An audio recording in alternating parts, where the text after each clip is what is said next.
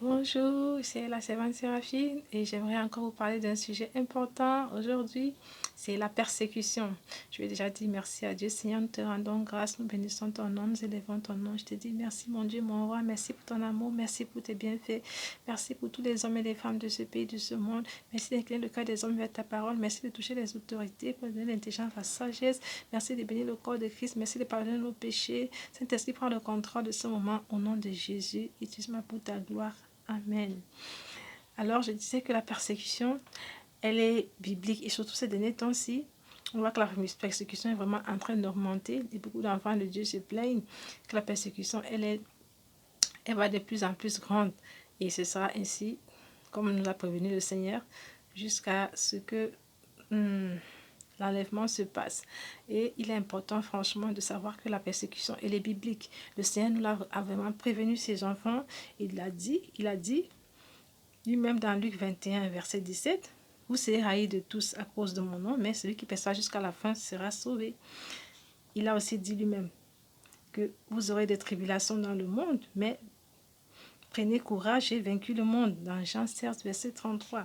Il a aussi dit dans Apocalypse 2, verset 7, que celui qui a des oreilles entende ce que dit l'Esprit aux églises. À celui qui vaincra, je donnerai à manger de l'arbre de vie qui est dans le paradis de Dieu. Donc, il est important, je peux aller encore dans un autre verset, Luc 5, verset 32.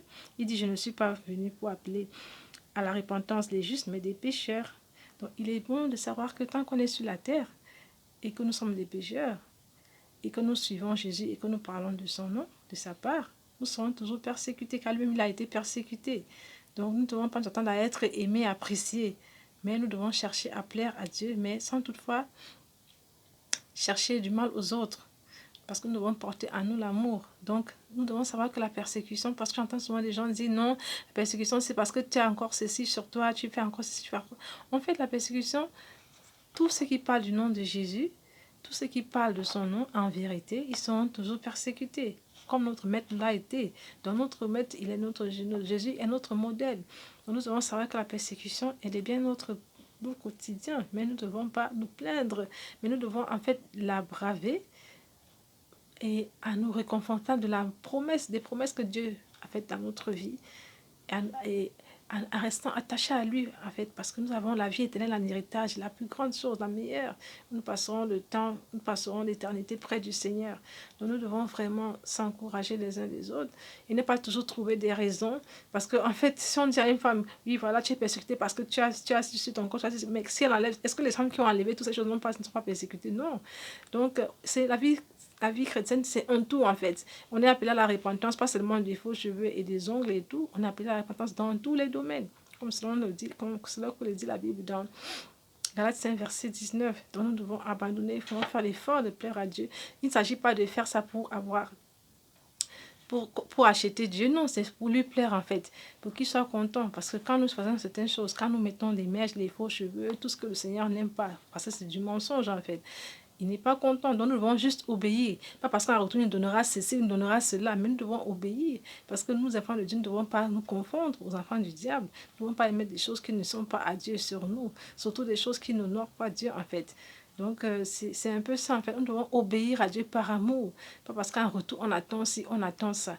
Quand lui-même, il voit notre obéissance, maintenant, il voit ce que nous désirons, il voit ce que nous nous demandons.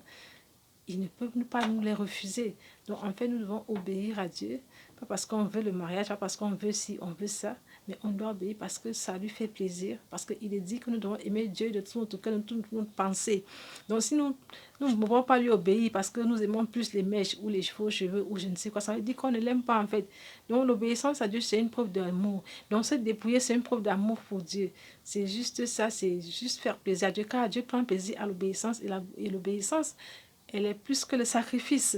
Souvent, quand on voit les sorciers témoigner, on est étonné comment ils peuvent manger la chair humaine, comment ils peuvent faire ceci. Mais c'est la même chose aussi parce que Dieu dit que l'obéissance, la désobéissance est comme la sorcellerie, est comme la divination.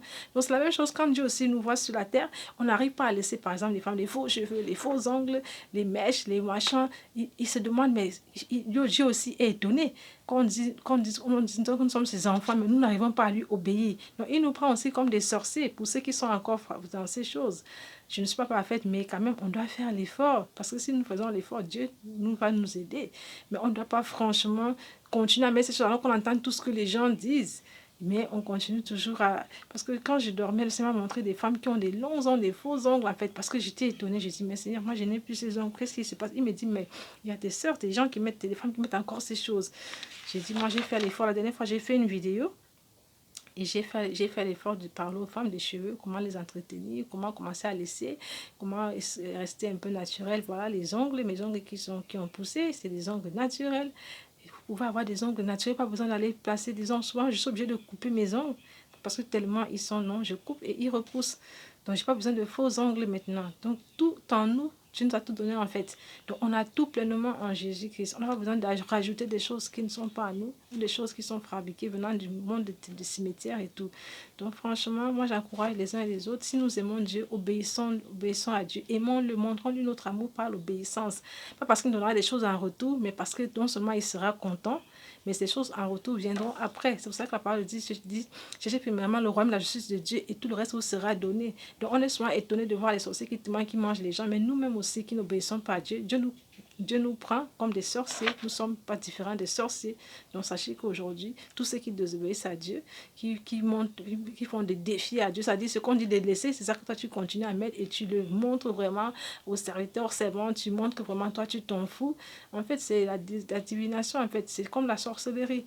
Donc tu défies Dieu, tu es comme une sorcière. Donc franchement, cherchons à faire plaisir à Dieu, aimons notre Dieu. Nous devons nous démarquer des servantes du diable.